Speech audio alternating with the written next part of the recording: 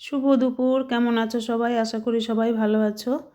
তো আজ হচ্ছে শনিবার, আর শনিবারেও আমরা নিরামিষ খাই। আর যেহেতু কালকে একাদশী গেছে, সেই কারণেও আজকে নিরামিষই খেতে হবে।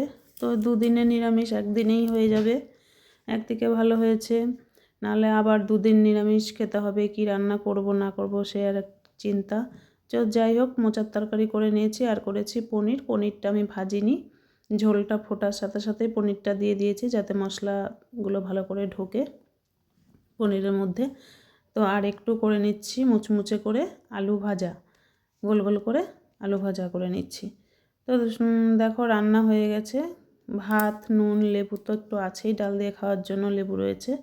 আর করেছি শাক, পুঁই শাক করেছি, যেহেতু একাদশীর পরের দিন একটু শাক খেতে হয়, তাই পুঁই শাক ছিল ঘরে, করেছি কুমড়ো ভাজা, আলু ভাজা, মোচা রয়েছে, আলু দিয়ে করেছিলাম, ঘি গরম মশলা দিয়ে করেছি, ছোলার ডাল, আর করেছি আলু দিয়ে পনিরের তরকারি, আর আছে টমেটোর চাটনি।